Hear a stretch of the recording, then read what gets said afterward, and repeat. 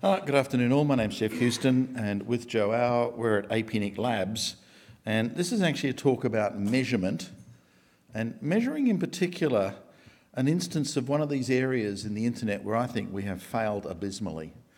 Back in September 2017 we were looking at what happens when you push large packets through the internet. Who pushes large packets through the internet?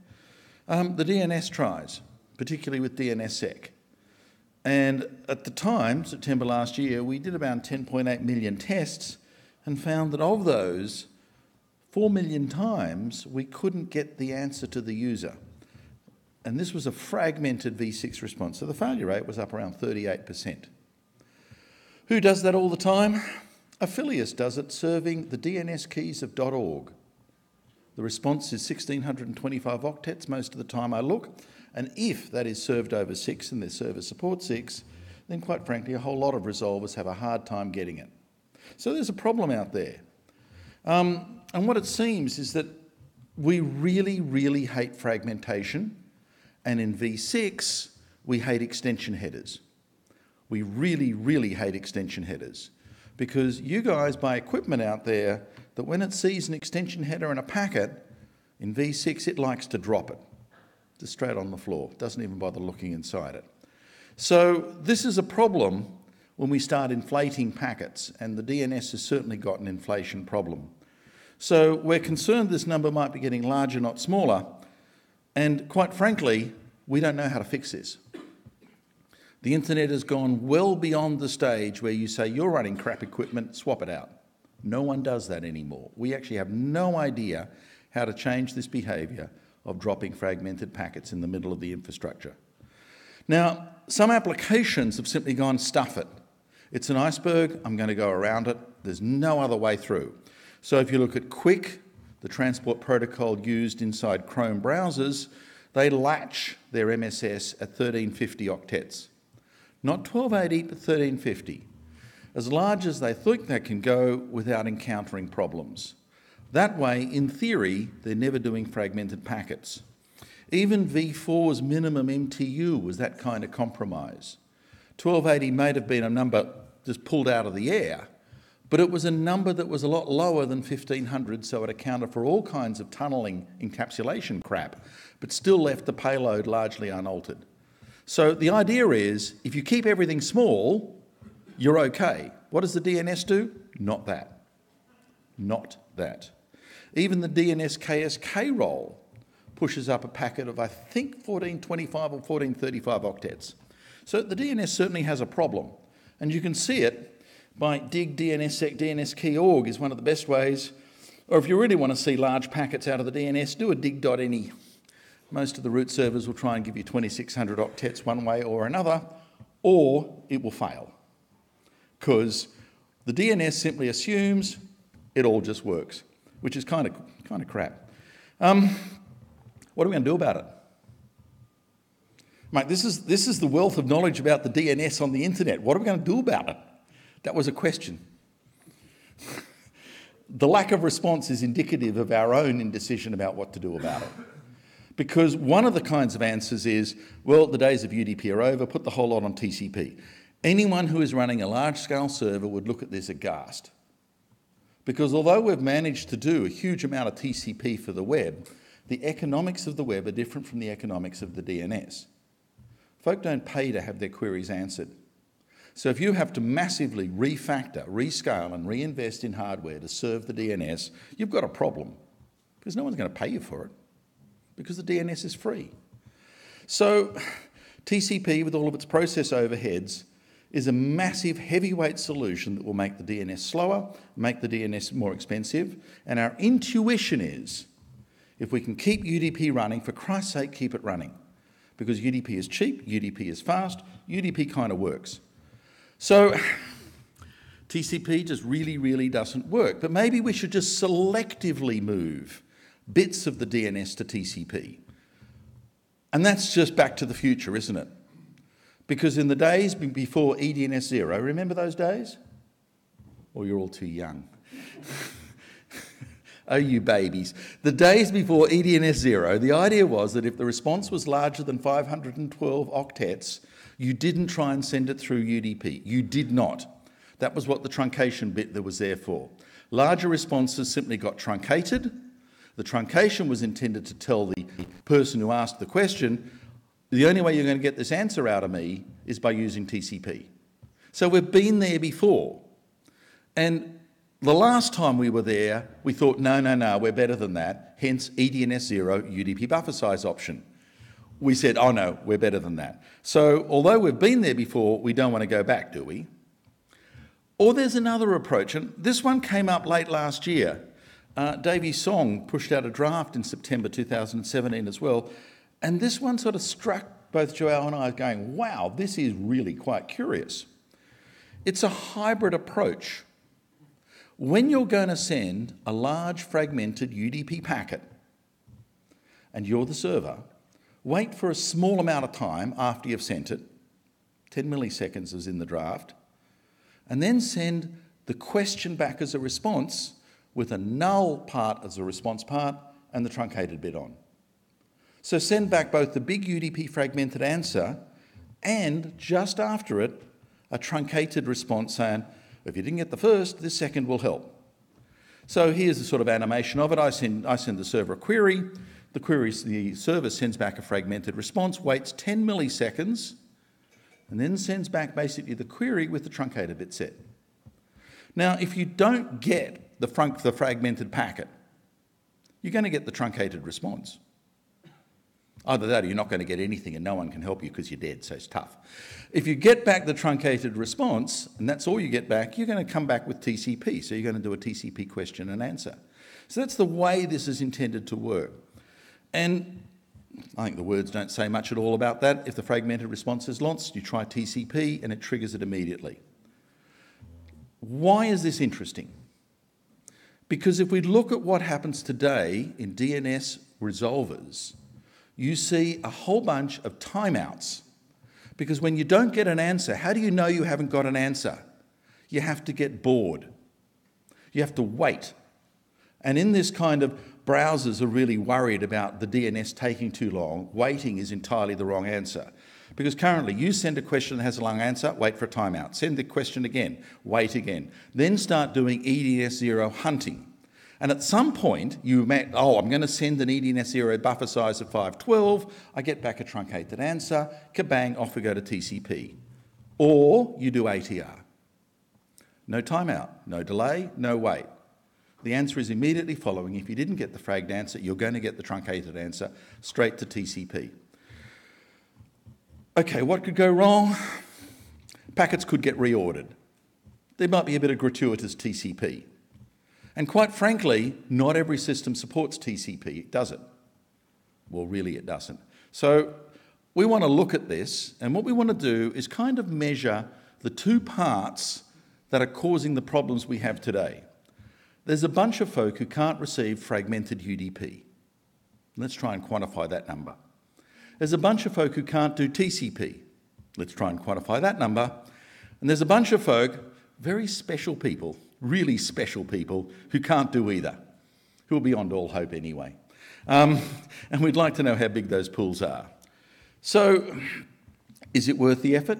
Do the gains of adding that additional packet and saying to the server, just keep hold of that question for a small amount of time and send it back anyway with the truncated bit set, is that worth the effort when handing back large responses? Don't do anything for small responses, keep going as you were in UDP. This is just if you know you're fragmenting.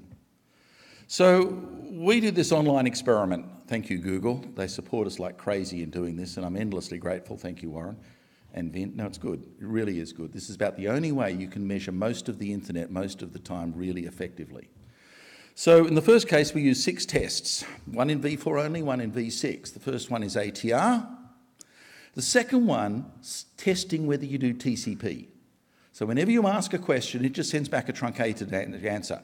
I'm sorry, use TCP. And the second test, the third test, v4 and v6, is just the big packets with nothing else. And the first time around, we thought the way we're going to measure this, whether you got it or not, is to see if you do a web fetch. because these are URLs. If you fetch the web object, you did the DNS. If you didn't do the DNS, you're not going to fetch the web object. 48 million experiments in v4, 23 million in v6. 47% of the DNS system understands v6, the rest don't. Large fragmented UDP in v4, 21% drop rate. .org folk, 21% drop rate for 1,600 response packets. Large packets don't make it in v4. There's a huge drop rate. v6, what can I say, a 38% loss rate? Why do we bother?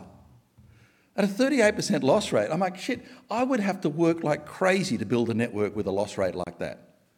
You know, this is not just this is professionalism at work. There's 38% is just, oh my God. Now, admittedly, there's a bit of a sort of uncertainty in that figure, and I'll go, maybe I'm 4% over. It's only a 1/3 drop rate. Oh shit, that's still horrendously bad. So underneath this is an undeniable problem on the internet. Big packets don't make it and you can't fix it. They just don't, and we have no idea how to fix that. What about TCP? We know there's a loss rate, but it doesn't seem that bad. When we send only a truncated answer and say, you've got to get this in TCP, 5% of the folk in v4 don't get the web object. Now, a lot of them actually do the TCP, but they just seem to time out. It takes too long, they're impatient. So it's a lot about the user timing as much as the DNS. v6, it's double. And you kind of go, but it's TCP, it should be the same. No, it's not. v6 has some magic crap in there that says, I'm doing v6, forget the answer. Either that, or again, there's something more subtle going on in the DNS. I'm the authoritative server, I'm sending the response in TCP back to the thing that asked me the question. You're the end client, there may be other folk along the wire, the DNS wire. And I've just sent back the large response to the visible resolver in TCP, but you might be relying on UDP to get it back to you. You might be relying on v6, you're hosed. So basically the v6 problem is it might be deeper inside the network than just that response from the authoritative to the visible resolver. But even so, you know, it's significant, but it's not that bad. What if I put the two together in ATR?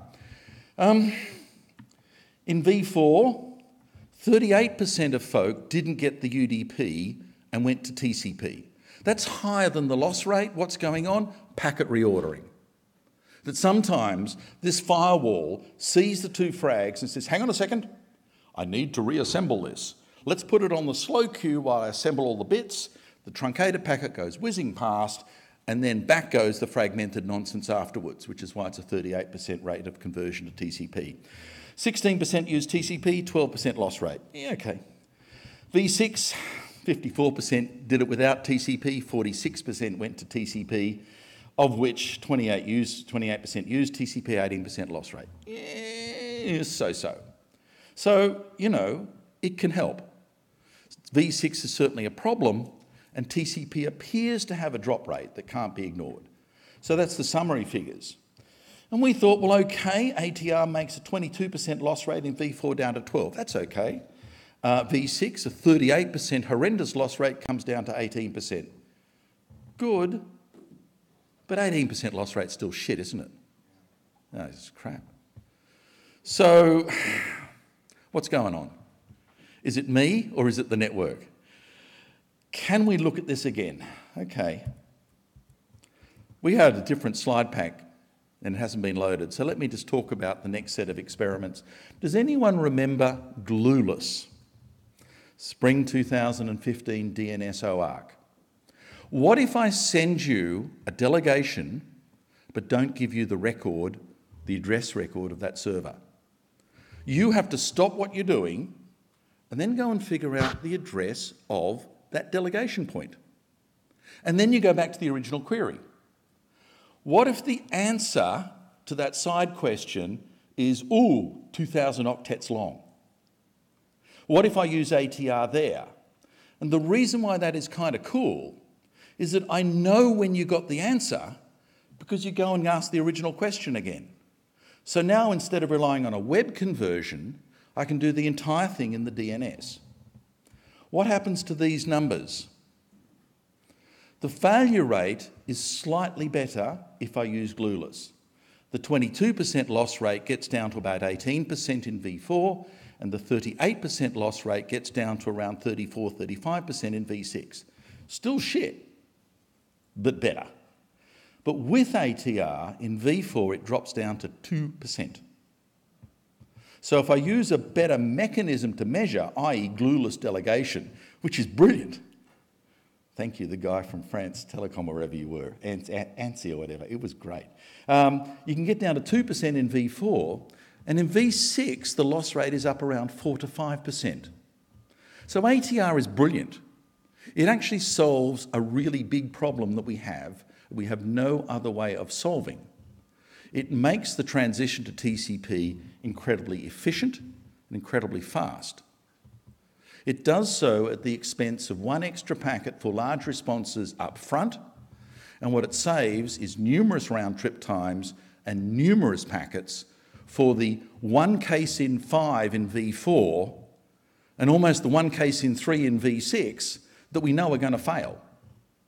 So in that respect, I actually think this is worth serious consideration.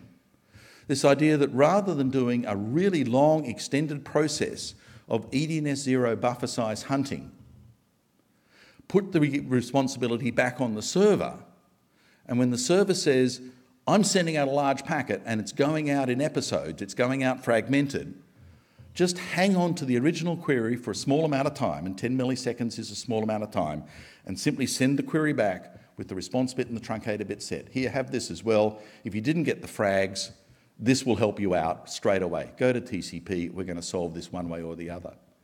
So hopefully an amended slide pack is in the proceedings. Have a look at the rest of the data. But that was kind of where we sat. The only thing that's left in this is that reordering too much? Do the firewalls in the middle take too long to process fragmented packets?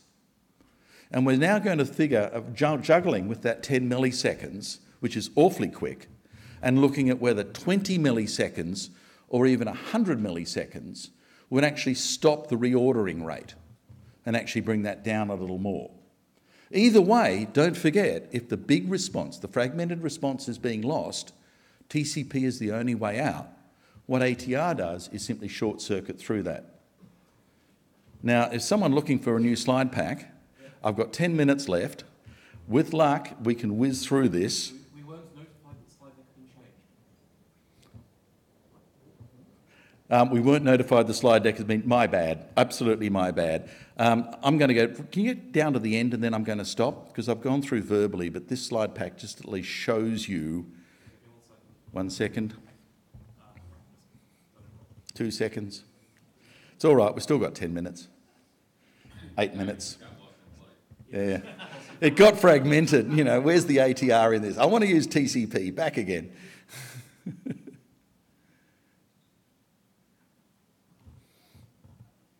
The suspense is killing me. Well, she's not, I don't care. Yay, down near the end. Right the way down.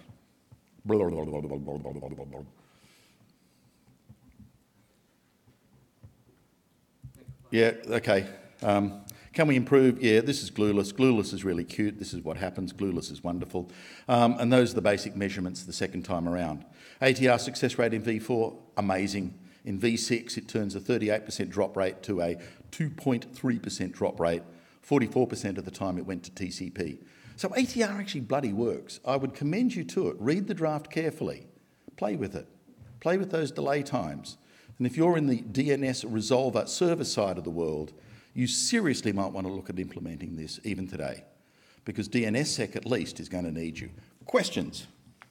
If you want to go on slide 23, you listed percentage both decks. Slide 23, both decks, where you're talking about the percentages. You have a 72% and a 38%, which adds up to 110%. Yeah, no, the numbers don't add up. Okay. I wish they bloody well did. These are experimental results. They're dirty as crap. Yeah. All right. I didn't fudge the numbers. This is Brian Conrad. Sure. Hi, Hi. Dwayne Wessels from VeriSign.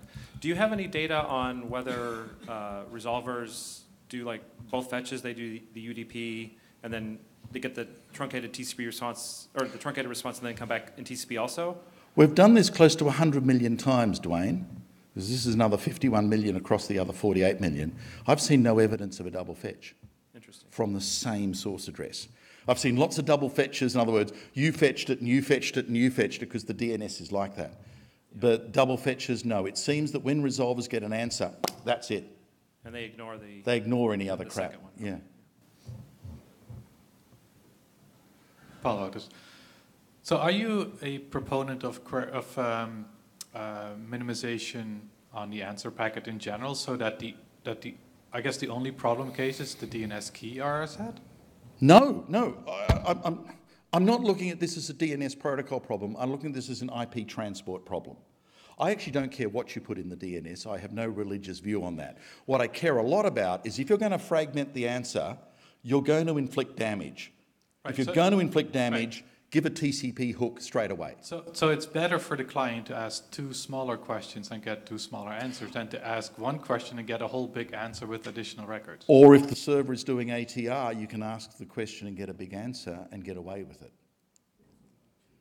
Right? It's kind of, which way do you want to cut this? The issue is, large fragmented responses have a massive failure rate. You either make it better with ATR, that's the server side, or the client has to fix it up by asking smaller questions. Right. You know, it's sort of two sides of the same problem. I think the server should do more. I think they're a bit lazy about this. The idea that I can send fragmented packets and get away with it doesn't cut it in today's world. So in the real world, do we see this only happening on the DNS key or RSAT, or do we actually see other DNS packets that are also too big? The DNS is wonderful. The DNS is awesome. I have no idea. I don't run large-scale resolvers. People who do can tell me what kind of crap they see in big packets. I don't know. Hey, so Warren Kamari, can you go back a few more slides to where you had Sure. more stats? More back. Oh, yeah, back. That's the first set of stats. Okay, yeah. Forward. So. That's a web conversion, and that's noisy. Okay, yeah, I was. This is once I get rid of the web step and only look at the DNS, then the numbers improve a lot because the DNS itself is much better at measuring this stuff. Okay, so I'm feeling really stupid because you have things like success rates 98%. Does that mean that 2% of the time people's DNS just fails and they're okay? 92% of the time, I saw them try and query for the name server of the next domain, but they never finished and queried the target. So 2% of the time they went sideways, started to ask the question, but never got back into the main course. So doesn't that imply that around 2% of .org queries would be failing as well? Or what am I missing that's obvious here? Like, why isn't this causing real world problems at everybody's? Okay, so the only reason why .org has the issue is because you've got to run DNSSEC, which means you've got to run a resolver that's asking not only with the DO bit set, but it's got to ask for the DNS key resource record. That means you're down to the subset of resolvers that are doing DNSSEC validation. Mm-hmm. That's a much smaller set. Ostensibly, .org hasn't encountered this problem. I have no idea. I don't run .org. I have no stats on this. I mean, I've looked up .org names from behind validating resolvers, and they worked. So you must be on a network that doesn't throw away V6 extension headers and V4 frags.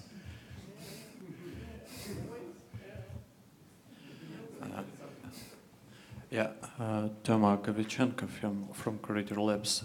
Could you please first back to the slide 6, I guess. Oh, God. Yeah. Got to number these slides. Which one's 6? No, before. That's about the TCP thing. Yeah, thanks. Well, basically, as we all probably know, one of the main issues with UDP-based protocols is amplification attacks, and so large DNS responses are a problem by itself. By the way, so this Those higher overheads for TCP is a fair price for having a large responses towards an unauthorized, unauthenticated, IP source. ATR proposes solving the problem of larger DNS responses by adding one more packet to the response. For me, it sounds like something completely wrong with that. So it adds one more packet and almost no delay when the fragmented response is lost. When it's not lost, it just adds one more small packet. The issue is if you don't do ATR, there are a bunch of round trip times going on, a bunch of timeouts, and eventually you're going to get to TCP, because if you can't get a large packet in, it's always going to fail no matter who you ask. So this just short circuits an entire process, that I put down here somewhere, blah, blah, blah, blah, blah, blah. This short circuits an entire process that takes time and packets. It short circuits it by one packet.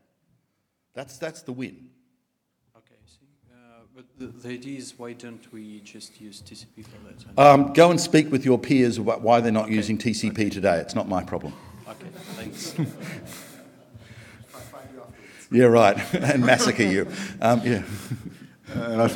So one question that confused me at the end of your talk, resolvers operators have to do nothing for this, right? For ATR? Down there in the client side, nothing. No, but even, I mean, if you're running a recursive resolver, you just get two packets and you ignore one, and I mean, whoever comes first, you do whatever you do with it. But if you're running a recursive, what are you going to do to the client that asks you the question? Give it back the answer. Huh? But if it's a big answer, what are you going to do? Well, okay, so you might, if you're a recursive, think about doing the same things down as the authoritative has done to you. You might want to think about that for the same reason. Okay, thanks. Then understood. The other thing I've noted is that when you increase delays in packets getting sent, you occasionally can run into sort of timeout issues at the resolver levels, because if resolvers don't receive packets after a certain time, they just think the server is dead and send another packet. So it will increase some packets. The shortest timers I've seen have been 1/3 of a second. You know, that's OpenDNS runs 0.32 of a second or something like that, right? So 10 milliseconds... Going to cut a mic line. 10 milliseconds is neither here nor there in this case. It's a really short time, so we're not going to run into that problem. And you haven't seen that? I mean, do you have more than one? Look, we're going to test a number of delays coming up in the next round of tests, because 10 milliseconds was just a number. And we'd like to know a little bit more about that number compared to other numbers. Okay, thanks. Sorry, just to add to that. John, here. It is true. Some recursive resolvers are so impatient that I've seen cases where during the time it takes to do the TCP handshake, they are already asking the first question again. So you see that, and then it's a competition. But the answer basically is we are going to measure this all, and then we'll report back with the findings. Please keep the answer short. We're running out of time. Understood. This is Andre, ISC. I don't think this is the right approach, because, well, the internet is broken, and we should not move in the same direction we did with BCP38. That's unfixable now. So what you are proposing now is because of, well, some percent of the users that can't get the large responses, we make everyone suffer. And that's implementers, the people who will be debugging the DNS, because it will just complicate things, like the implementation, it will complicate like debugging of the DNS, it will like break statistics and everything. And I think this is not the right approach to go. I know that you care about the fragmentation deeply, but I don't think this is the right solution in the DNS space. I think it needs to be solved properly, and not adding just another workaround into DNS to just make it work and hide the problems in the network. So this is a measured problem, and you've seen metrics. In my personal estimation, it's large enough to be unfixable, and that's a really depressing conclusion. If you believe it's fixable, more power to you, And for God's sake, please make it better, because I can't. I have no idea how to go about solving this problem that big fragmented packets in 6 get dropped down the sewer at least a third of the time, and it's getting worse. This is a workaround to a problem that I don't think is fixable. But if you think it is, like I said, more power to you, go fix it, and we won't need to talk about these workarounds anymore. Yeah. Brian Summers from OpenDNS, or Cisco, or whoever they call it these days. So I've got 2 observations about your talk. First of all, as a runner of a big recursive resolver, the client conversation and the upstream conversation is always different. So as you say, with the ATR with and without glueless delegation, that makes the big difference. The client mightn't do TCP. So when we finally send a TC back to the client just throws it on the floor. So yeah, the glueless delegation is a really good idea. Glueless was only used for measurement. I would not recommend that anyone does it in the wild. It's a really bad idea. It increases the time to resolve, everything like that. But to measure things, Glueless makes the entire experiment work inside the DNS, and I don't rely on this crappy thing called the web. That was the only reason why I used Glueless. Yeah, it's very cool. And also, as a person that Kaminsky taught not to accept fragments, our resolvers don't accept fragments. They'll throw them on the floor. So ATR is also something that will make our resolvers work for people that don't respond with anything but big packets, because we'll now see the TC and we'll actually ask over TCP and we'll get the answer. Exactly. So it's cool for that reason as well. I'm Andrew Sullivan, and I don't speak for Oracle. The point I think that Paul was making up here a few minutes ago was an interesting one that suggests to me another experiment that you might want to try running. And that is, there's a possibility that query minimization and so on will get these things down small enough that actually we don't run into the fragmentation. And so if there were a way to race those 2 things off, that would be an interesting result. I don't want to speculate on what the answer is, but it might be worth trying out. If the world used ECDSA, and I haven't looked at the sizes of EDD, this problem would not be as big as it is now with RSA keys and the DNS. But I have not done a study of large packets in big resolvers because I haven't seen big resolver query patterns. Other folk in this room might well be able to put some meat around how prevalent are big responses anyway. Hi, Robert Edmonds. Just an observation. A resolver that implements UDP source port randomization will close the port after it receives the first response. And your second response may generate ICMP port unreachable backscatter. Yeah. Is there any interesting signal in that data? I haven't looked at that signal. I always think that hosts that gratuitously send back silly signals to say I'm alive are a security nightmare. And I must admit, on most of the servers, I try and do black holing wherever possible because I think that gratuitous ICMP is just noise. But, personal tastes. Have I looked for that signal? No. Is it there? I bet it is. Thank you.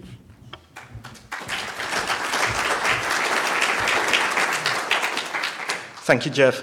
The next talk is from Mr. Fujiwara, and he's going to talk about the evaluation and consideration of multiple responses.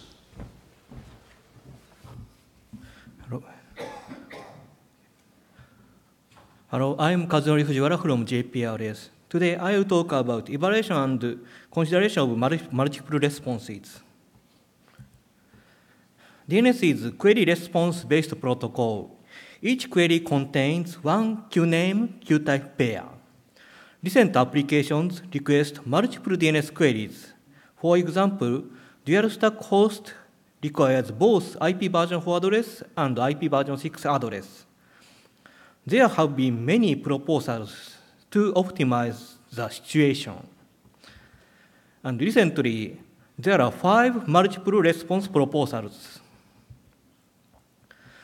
These two drafts propose new DNS protocol that carry multiple queries responses in EDNS. Multi-QTypes draft proposes new EDNS option that carries additional QTypes. And accompanying questions draft proposes new EDNS option that carries additional QNames, Q types are codes. We need to develop new resolvers to evaluate. Evaluation is not easy, so I didn't evaluate yet.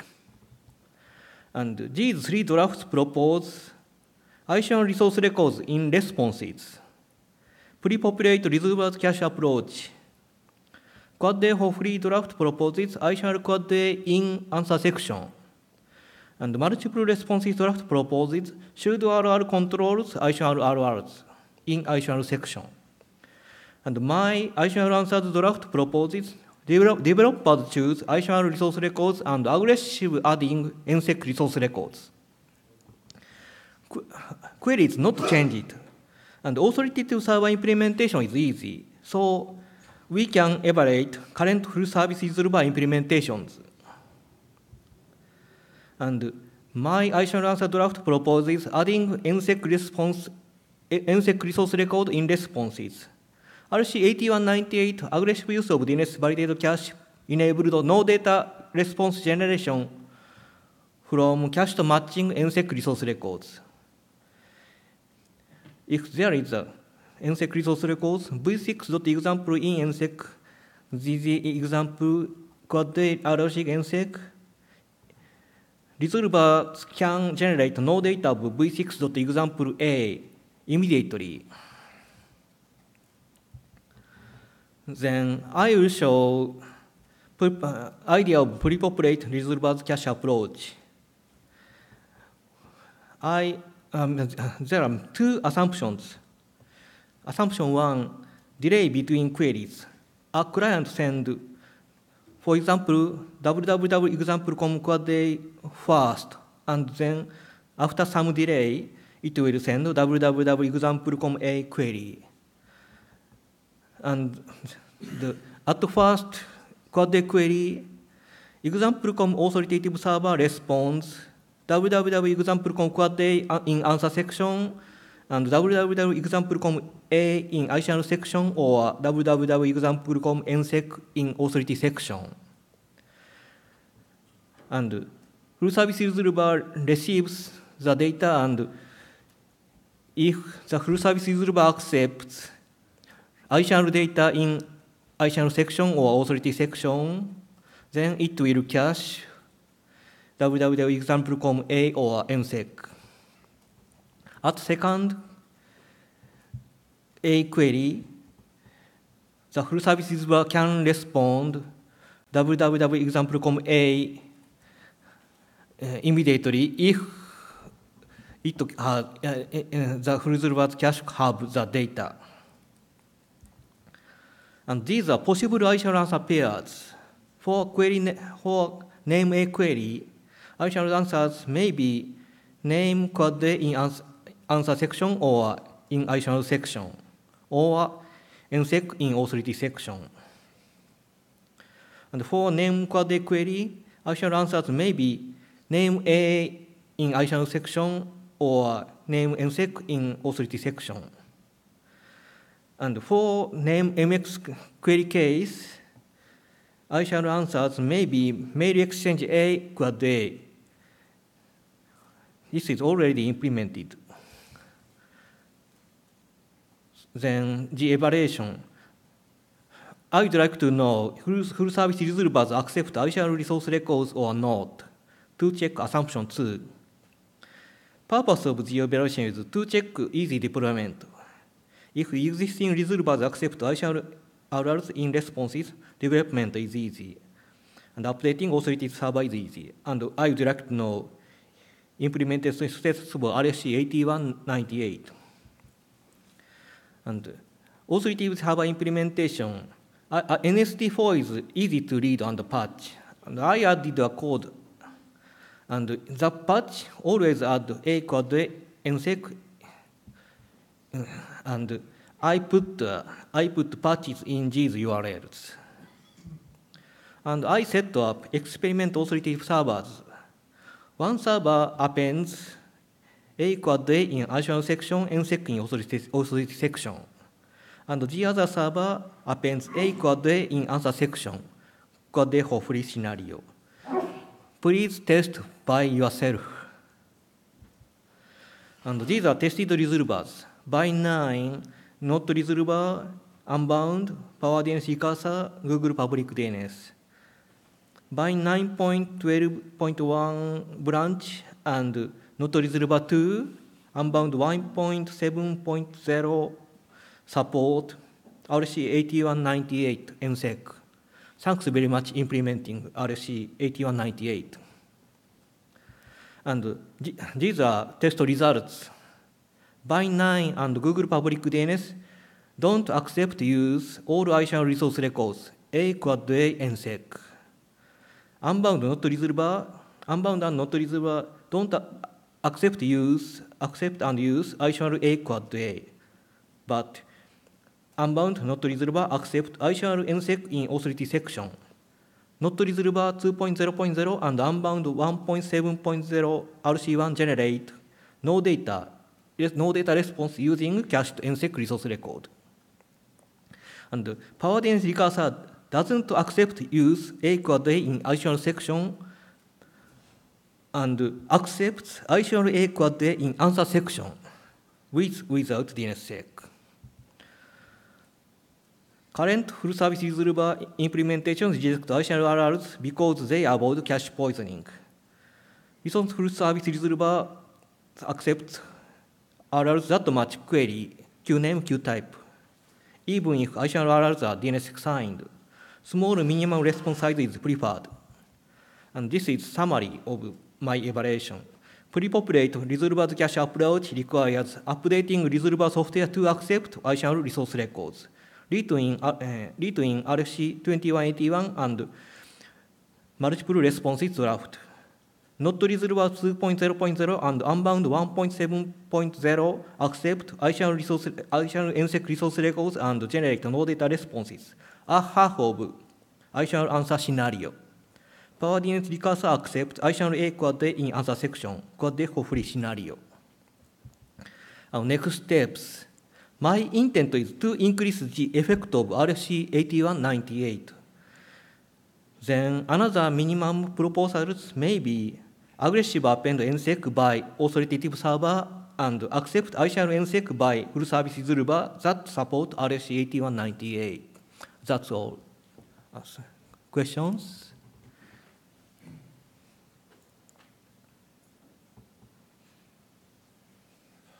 Hi, this is Andre. I see. Since you don't have the numbers, I'm going to ask, is it actually helpful to anything? Well, what's the intent of, like, because I want to see you, Jeff, and you in a mud fight about the packet sizes. But basically, why would you do that? I don't understand what's the effect on latency. Will it improve the user experience, or will it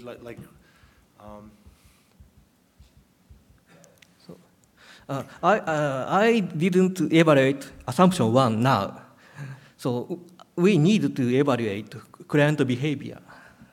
Because the thing is that when the cache is hot on the resolver, it doesn't save any more like latency. Yes. Because it only adds a couple of like milliseconds on the initial query before the record is cached, and if you are CDN enough to set TTL to 0 or some low value, you should suffer. So, yes. So if you manipulate your TTLs correctly, then it doesn't add much value to anything, and it complicates the stuff as we've already seen. So I think we should have like measurements. What would be the effects on the network, on the DNS servers, or the end users before we go that way? Because we tried several times and we always failed. So before we do another attempt of saving some couple of milliseconds of latency of repeated query, we should have a data that would suggest that this is a good idea and it will be actually helpful to anybody at least.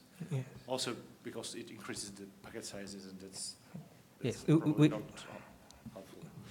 Yes, we need to evaluate client behavior.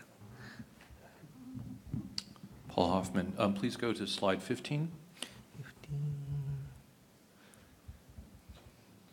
So I'm concerned about that last bullet, that Power DNS accepts additional in the answer section, since that wasn't asked.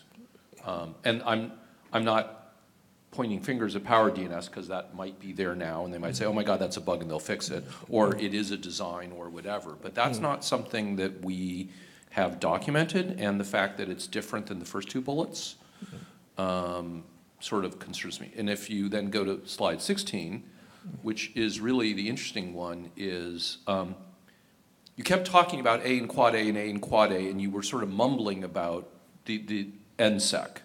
And then here you get to what I consider to be a very different point, which is if we could push more NSEC out, the people doing aggressive NSEC will have more in their cache. I'm very concerned, though, for exactly the same reason Andre is. If you push an NSEC record every time, it's not, you know, you're going to be throwing a lot of data to somebody who already has an NSEC record there. I mean, if they asked you twice, they've already got your NSEC record. I think that we might be considering wasting a lot of bandwidth for not much value. Yes. Brian Summers from OpenDNS. One of the observations I'd make, I'm assuming that the whole point here is that you send one query and you get your A and quad A back, and NSEC is being used as a negative response. So even if you're not doing DNSSEC, you'll get a negative response.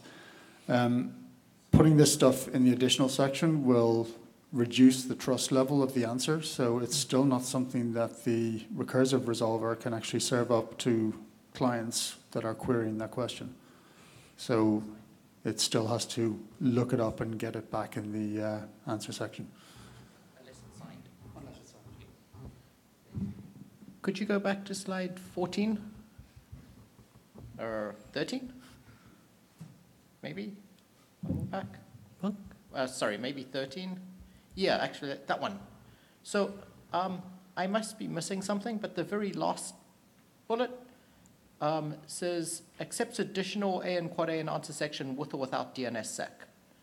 Does this mean that I can query for, www.foo.com and get an A, and then if I get back an additional quad A, it will just believe it? Because it says with or without DNSSEC. So can I poison it by sending back a quad A to Power DNS that's not actually related because there's no DNSSEC on it? Please test by yourself.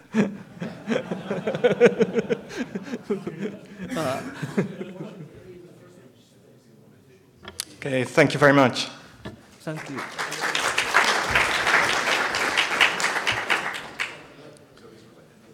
The next speaker is Paul Smith, and he's going to talk about oblivious DNS.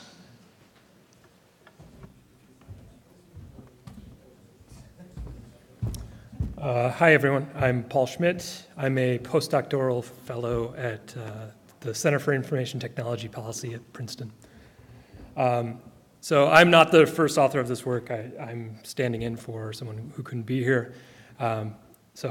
Hopefully I can do it justice. I'm a lowly networking person, not necessarily a DNS person.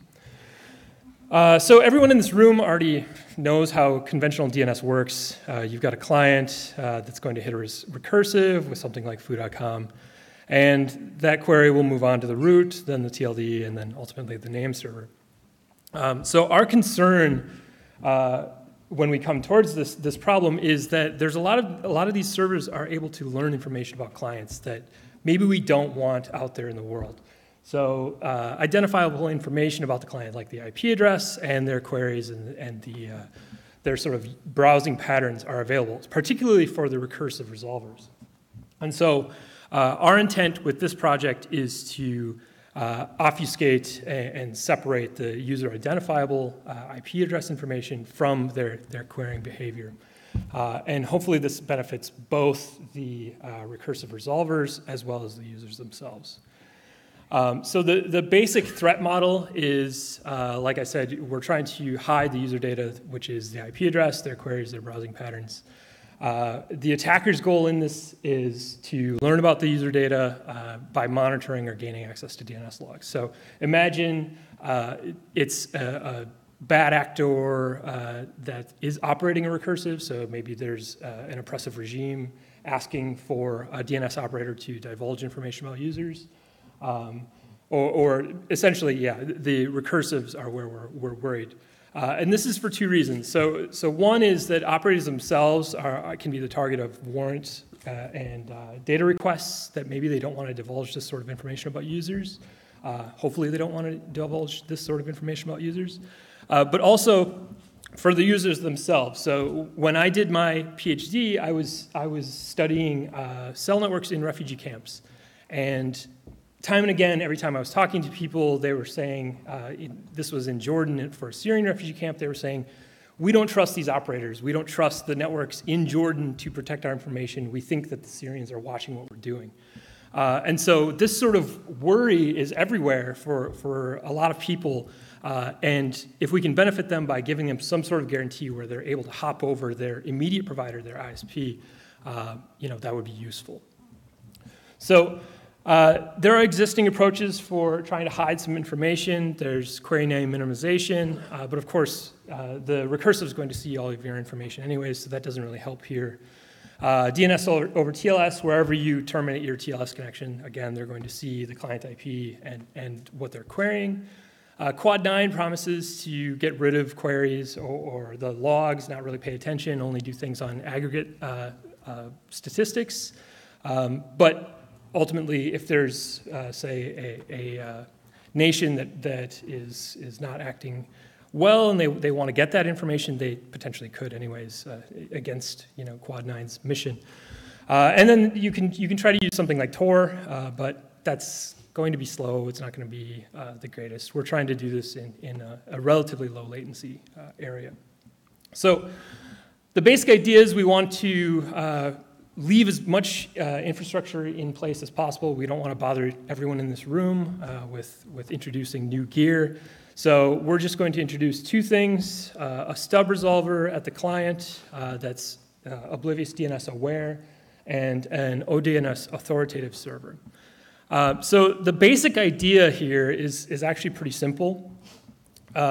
Essentially, the client's going to issue a standard request, and the stub is going to generate a session key. And right now we're doing it with AES. We take that session key and encrypt the query itself from foo.com to random base 64 string.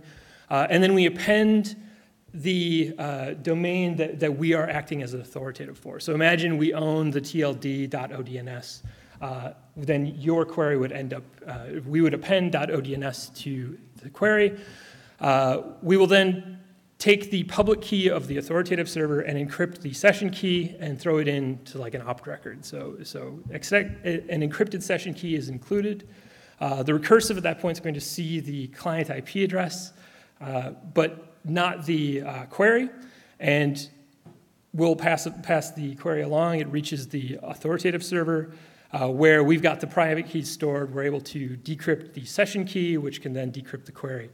At that point, the authoritative server acts as a recursive. So everyone in this room is going to think, you just introduced a whole bunch of latency, both in the encryption, decryption acts, as well as now we've got this whole other set of recursives that are happening after we reach the authoritative. You are right. And so we wanted to experiment with this, and this is relatively early work, I should warn you. And so we've developed a prototype in Golang. So there's all of the sort of worries about Golang and not being optimized. But we implemented a stub in Princeton, and just to give ourselves some real-world latency and some real-world network to run across, we put an authoritative in a VPS in Atlanta. And so we ran a few pretty simple queries over this so far. So we took the Alexa top 10K and just ran dig against both ODNS and conventional DNS. And like we would expect, we're going to have a bunch of latency that we've introduced. The median is around 14.1 milliseconds. So not ideal, but not terrible. And note the inset graph here is in log scale, whereas the other is not. And so, but overall, we tend to follow a relatively, we do follow conventional DNS in the overall curves. We're not introducing, there's not a bunch of cases where we're introducing something crazy. It tends to stay around 14 milliseconds. If you want to look at this data another way, this is a single run of the top 10K, and all we were doing is collecting the difference between ODNS versus conventional DNS. And we plot the y-axis here is in milliseconds. The x-axis is just the domains that we queried against. And so we see quite a bit of noise because it's only a single run. This is, these are likely timeouts that are occurring and re-requests. But overall, we tend to stay right around, very near the conventional DNS. We're not adding too much overhead. Our distribution is relatively tight, so we don't feel too bad about what we're doing. And so ultimately, users only care about web performance. And I know people here don't necessarily care about web performance because it's the web. But what we wanted to do was understand if you're going to a page with several objects or hundreds of objects, how are we going to impact you? And so we ran against a handful of sites, popular sites with lots of content. And the left bar for each site is conventional DNS. The right bar is ODNS. And the y-axis is in milliseconds. And so we ran against these several hundred times each. And we tend to stay relatively close, where we have introduced some DNS overhead, but in some cases even we actually outperform conventional just because DNS is relatively small in the grand scheme of things. And downloading these giant web objects is really the more painful. So this was HAR analysis. We can piece out all of the different parts of looking at these websites. So overall, we feel relatively good about how we're performing. But we have some things that we have to worry about, especially if we try to deploy this in the real world. So just to quickly wrap up, we've designed this. We're trying to pull apart the user IP address and what they're requesting. We've implemented this prototype. But where we're going with this is we're hoping to actually implement in real software and start to use it. So we're planning on rolling this out using NOT as the base. We also have to think about authoritative replication. So what are we going to do? Are we going to share private keys so that we can enable anycast? That's a terrible idea. What other ideas are there? We also have to think about caching because now every user query is going to be individual, and how mad is everybody in this room going to be that runs a recursive that we've now disabled your cache or made it so you can't cache anything? So maybe we need to tweak the length of session keys, so at least you could query or you could cache a single user's queries over some time. But is that really going to be beneficial? We're not really sure. So we want to make sure from this group of people that we're not making your lives terrible, and you're not going to be quite angry with us. And so with that, I'd really like to hear some comments, and hopefully you're not too angry with me. Thank you.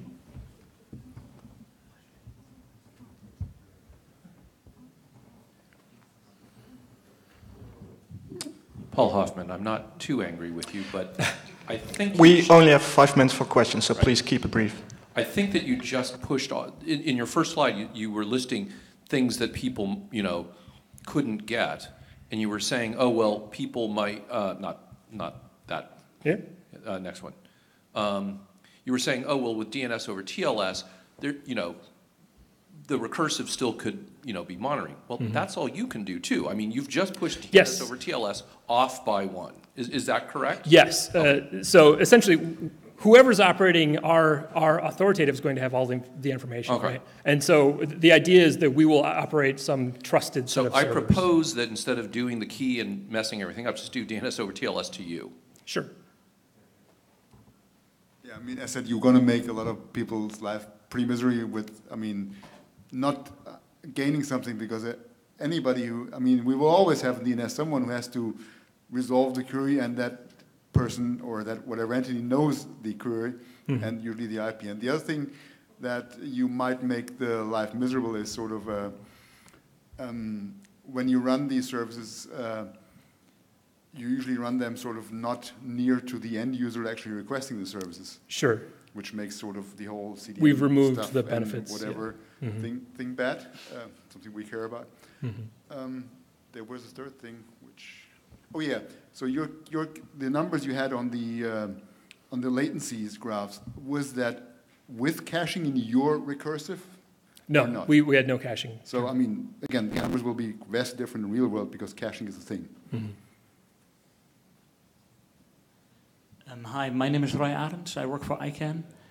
I love the idea, and the reason I'm saying this is because, sorry, I had the exact idea about 5 years ago. Mm-hmm. I worked with Jacob Applebaum and Patrick Wallstrom and Andre on this.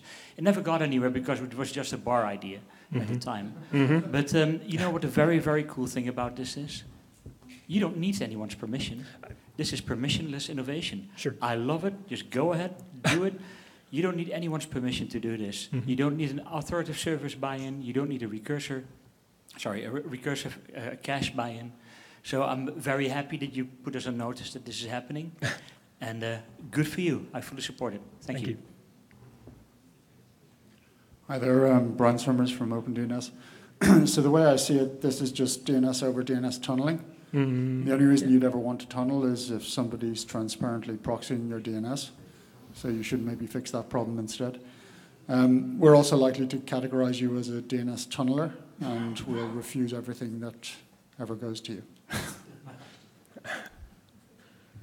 So, Warren Kumari, I was one of the chairs of the DNS over TLS stuff originally, but I think that it is noticeably different, responding kind of to Paul. I think it is noticeably different to DNS over TLS, because with that, the DNS over TLS operator knows who the client is who's asking the question, because they see the source address.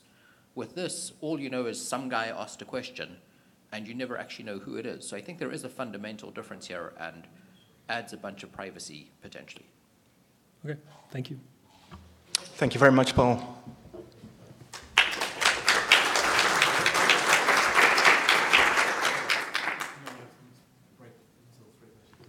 Okay, this concludes this session. We'll now start the coffee break and we'll meet here again at 3:30.